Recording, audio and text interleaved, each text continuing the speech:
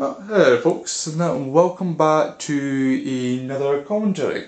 And I'll just fix this camera bit here. And right, yeah. So this time I figured I'd try and when I was talking about the PS4 areas like being large and that, I figured I'd cover a couple of those. And yeah, what better way to start off than let's just see. There's actually no, that's the wrong section. Fuck. Yeah, there's actually a good few that I've done here. And not actually sure which one to start, but let's see. You know what? Fuck it. Let's just do the Hunger Games deathmatch. Yeah, that was kind of a fun one because that was basically a huge fuck off 30 people deathmatch. Although get this, it's one of the only ones that aren't isolated. Why? Because they was too fucking big. That's why. But in saying that, it was really fucking damn like. Honestly, I actually felt really good, and having all these people out there. It's like just every man or woman for themselves. Oh, especially honestly, it's one of these few deathmatches that really gets you in the mood, and yeah, it's funny because it actually kind of goes against the Hunger Games thing in that because in the Hunger Games the area is isolated. It's an isolated deathmatch that has all sorts of different environments. But because it was too fucking big, I couldn't bloody do that. Even with 100 props. Yeah, I shit you not. Maybe I could have done it, but I would have, if I was lucky, I would have had maybe about 20 props to work with, and it just wouldn't have worked. So instead, I just, said I might as well go with all the different props I can fit within the area, and that's what I decided to do, and yeah. If you're wondering, yeah, I actually got first place for this one, even though it was a bit close, but I would say this was actually fairly interesting. I mean, I've been wanting to do like a Hunger Games-ish kind of deathmatch, where a big deathmatch with everyone themselves.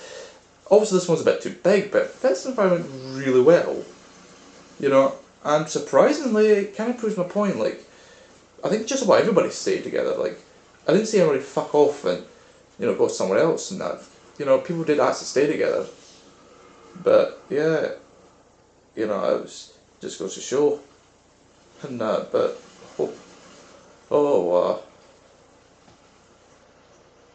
yeah, as you see it, and it's lots of people trying to kill each other, and I mean, and I'd actually say this works for the better, and just simply based on how much action's going on, and but my god, it's done really well. Oh, especially when you, alright, assuming this was a full file, which I'm not sure how big it was, I think it was around 22, 24, so, no, yeah, it was 25, I think, yeah, 25 at the start. So, yeah, imagine that, in this episode, I would have to worry about me and 24 other people who could potentially kill me, and I think, you could say, well, this would be a perfect set for our last team standing sort of deathmatch. Except it kinda isn't, and I say that, alright, based on two things. First off, now this I may be incorrect on, but last team standing suggests that you're a team that's working towards, it's like a team deathmatch except just one life and that, And I think it switched sides in that couple of times, supposedly. So I think there's that. But yeah, that would work because it kind of encourages a different kind of play style, and it's not one I'm usually comfortable with because it means that you're not. It encourages a really campy kind of style, and it's just that doesn't work. Whereas here, and you're actually disencouraged because it means you're just going to be sitting your ass and that doing fuck all for the most part, while other people are out there getting kills. So it actually encourages people to get out and just do more killing, and especially in bloody death matches where you see action everywhere, and doubly so if it's isolated because it means no cowards can actually escape from the area. I mean they're forced into action either that or they quit, and which is lovely because that's what it should be. People should not be afraid to join in the fun even if they suck, and I mean I think for me, yeah, as far as I recall, there's been very, very few matches I've ever quit. And if anything, I think I've quit more often on death matches or races that weren't mine. And that should tell you something.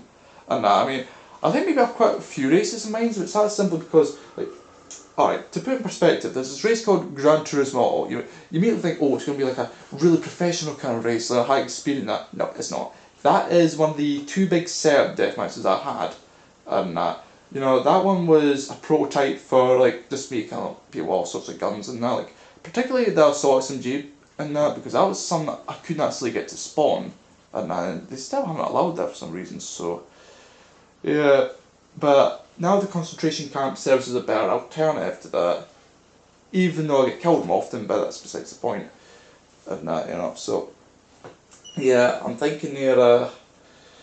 Yeah, I think with that in mind, and because people actually inquired, a few times about how I had such a high kill death ratio. Wonder why? Simples. Oh no, actually wait. Yeah, I just remembered that actually.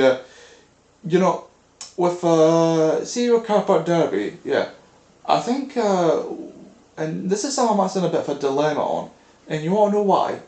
Simple. It's the fact that, right, if I recreate car park derby, alright, actually I should probably leave this conversation for a bit, but to put it bluntly, yeah, the first car park derby had a bunch of car variety, made it feel more authentic, and therefore it was easier for me to escape up, not others. Whereas the second one, not so much. And that was actually really hard. And I mean, there's probably that's another area that might even be more effective than that, but that'll have to wait till another time. But yeah, the second one, because of the stupid card variety limitation, means I can have no more 5 different types of cards. In fact, no, that's actually made it even worse, because, alright, basically, I would need to have 2 different cards, like I would need to have a motorcycle and a buzzard, so that means there's only 3 card types I can work with. Yeah, whereas before they did the certain update and that, you can have as many card types as you want. But obviously each card, like, think about it this way, every prop that you add is considered new, but repeat ones of that prop won't take as much memory. So effectively, you could have 100 props of the same kind and you barely use anything in memory. Maybe like a small portion at most.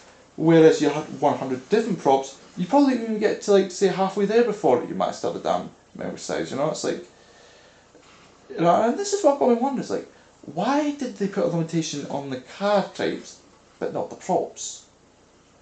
It's like, I don't understand that. Is there a specific reason? I mean, I can understand why they fixed the whole sky/interior map thing, but I don't get why they put a limitation on cars. In fact, if I recall correctly, maybe that was actually before the sky and interior map scene got fixed. For me, I only have 2 sky maps I have. Airspace Raid and Sky Fortress, 2 which, I will be covering. And, but, yeah, I think with regards to that, honestly I was a bit disappointed that they fixed it, because what I was hoping was that, because I had one really good deathmatch. I was actually in the middle of working, I was like, it was going to be called Azure Ghost. And basically it was be like this, it was actually relatively simple. It'd be like 2 layers of buses at really long distances, and also not long enough that you can't shoot a sniper, just long enough that it makes it pretty difficult. And so what that basically meant was that, I would try to, get all these spawn points sorted out, put like props so, you got places to cover you, so, like get cover from, and it would have been a really interesting sniper rifle, because that would have been the case where you had to use a sniper rifle, and I would have been probably the one way I would have been able to get, like, say, because there was only 2 weapons I never got the 600 kills for. That was the assault SMG and the sniper rifle. The heavy sniper I eventually managed to do, but that took a while. But yeah, that was just frustrating, because that was like one of my big time goals, is get 600 kills with every single weapon, and I did all but 2 of them. All but 2. In fact, that might be something that I might also want to try and cover, like, say, the next PC sort of like version commentary. I might do mostly mine, but I'll do a bit of my other characters from other perspectives, you know, like say gun stats and all that, you know. Because yeah, that would be quite interesting. And you know, but yeah, oh yeah, with this one it was like I don't know, it was like honestly with the Hunger Games it was a really good deathmatch in that, and I suppose you could say it was rather I wouldn't say grim, but yeah, it's like it felt really just dark and you know, like not post-apocalyptic dark, but just like kind of like unsettling kind of dark, you know, that kind of thing.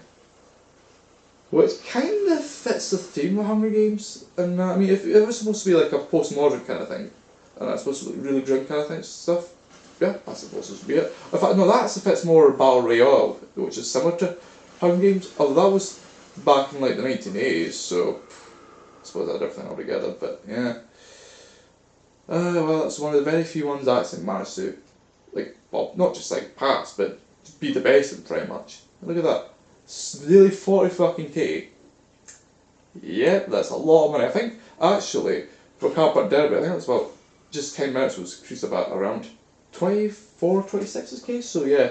It was even better to do Carpet Derby than it was in the PS3 version. You know, so that should tell you something. And you know, that should definitely tell you something. And but yeah, oh wow. Anyway, right. The other one, yeah, surface tension. Now, yeah, this one kind of got a bit badly cut out, and you know, but yeah, this is yeah, this was actually notable in that this was the very first. I think I'm trying to think here. Yeah, this is the very first. Not the first one I've recorded, but I think it was one of the first PS4 deathmatches. No, if not the first PS4 deathmatch I'd ever done. And like, you know, even this, I think this was created in the PS3 version, but I'm not entirely sure. I think it was, but obviously with the limitations, 8 to 16 people, it's just felt a bit too big with too little, you know, room to work with. And that, but yeah. It's just honestly, I think this was actually really good because it actually did resemble the whole what was it?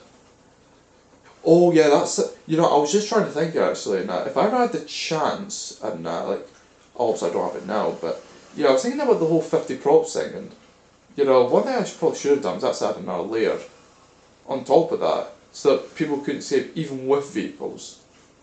And because you see all that kind of shit happening with people like getting outside trying to shoot people's legs, and yeah, kind of annoying.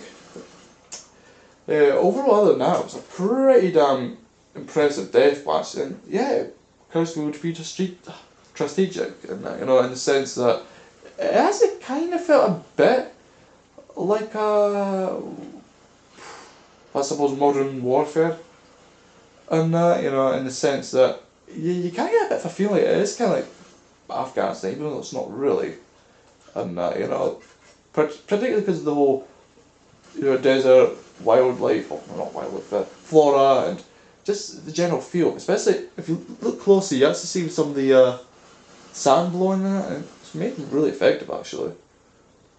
You know, particularly like, because yeah, one of the things I've tried to do for surface tension, which by the way, if you're curious, is actually based on I think it's one of the later Half-Life chapters, you know, the original one, and honestly that was actually my favourite chapter of the entire game, and you know, even though there was other chapters later on that were really impressive, like particularly the space chapters. I was trying to mind which one was the second last one, Interlooper or something like that.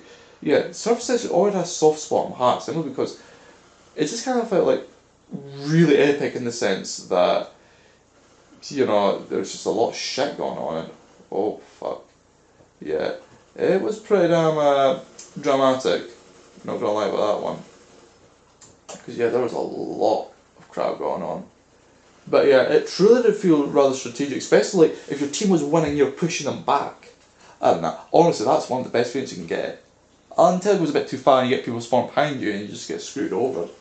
But at the same time, I suppose that might be a bit risky as well, because I think a really organised team would try to push them back, at the same time hold their own base.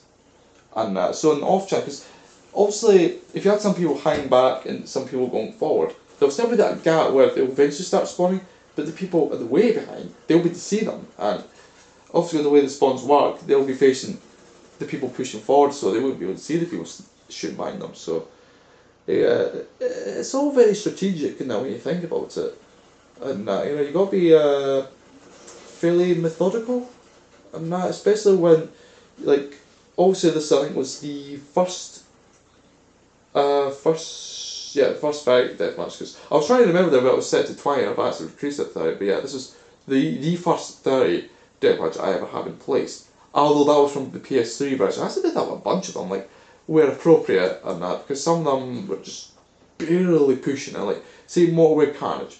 I couldn't fit a single person more, and that, because that's what I tried. I looked for everyone, see if I can fit 2 people in there. If there was only one, I'd say no fucking way and just scrap the whole thing, but if I could fit even 2 people there, PS4 version is, but yeah, I'm thinking here in future I'm going to try and create more complex death matches, but make it so it's like, not too big. And in fact, a couple of really good ideas I've got going here is, one of them's called, I think, I'm not actually decided on the name yet, it's either going to be Death Chambers or something along that lines, and that. But yeah, basically this deathmatch, or the team deathmatch, it'll be like I don't know. It might actually be a deathmatch, but anyway, basically with this one, it's going to be like a maze, because I've got 2 types of maze deathmatches I want to do. I want to do the maze of death. That'll probably be team based. It'll be bigger, so that'll probably be more suitable for it. And then there'll be another smaller one called the Death Chambers, where, and this is going to be the tricky part, because I've never done a deathmatch which is completely isolated. Like, when I say completely isolated, I'm not talking about just walls prevent you getting. I'm talking about like your roof down and everything, just no place out pretty much. And I mean the whole place is dark as fuck. Like, I'm gonna try and get a container, some really long, that's not only blockoid, like, I wouldn't say a trailer is blockoid because there's gaps you can see through. Like, I see that container there, I'm pretty sure there's a closed version of that I can use. And but assuming it casts a shadow, which I think it does, quote unquote, but yeah, it does, and I've just noticed there with that small shadow it casts. So yeah, assuming that was the same for the actual normal closed container and that, what I'm planning on doing is, with the PS4 I'll create like maybe about an 8 to 12 kind of deathmatch where the whole place is pretty much fully dark. And now I don't know how dark it will be, but what I do know is it'll be different. Like, people won't be expecting it to be fully dark, and depending on how dark it is, it might actually be difficult to play. Like, people might actually find that they can't actually see shit, and I suppose in that case, it makes the flashlight actually kind of useful, but at the same time it's a double-edged sword in that scenario, because it means you're able to see other people, but they're able to see where the flashlight's come from. Whereas if you're sat in the dark, you can ambush people, especially if you're actually good at seeing it. Like, it'll probably be one of the few cases where bright lit TVs will have an advantage. And I mean, it's fair game for the most part, but obviously I imagine people with bright lit TVs will probably see people moving in the dark easier, But it's something I really want to do, and I've actually read some of these ideas. Like, there's others as well, and that's such as just trying to think here actually. Oh, there's this other this one called Victorian London, and it was actually based on this Waxworks kind of chapter that I saw. Yeah, in case you're wondering, Wax was this kind of mature horror game, and back in the 1980s, pretty damn gruesome at times, if you could believe it.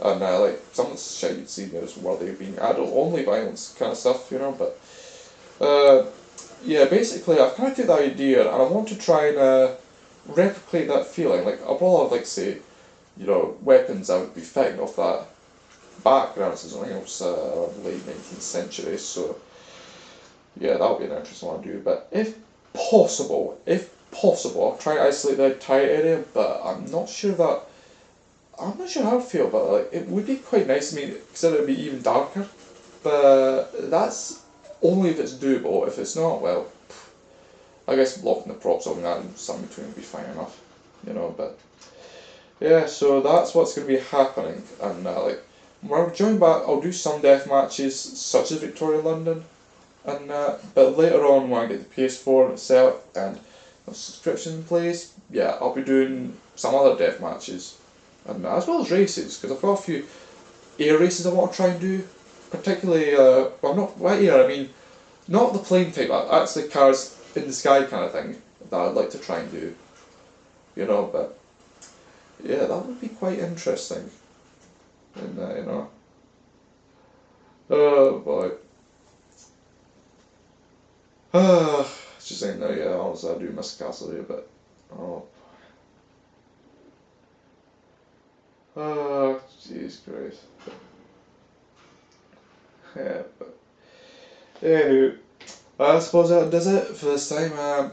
Next time, I think that's the main what I'll try to do next. I think it'll be an interior base of some sort, like try and get a deathmatch sort of like that. So yeah, next time that's probably what I'll focus on.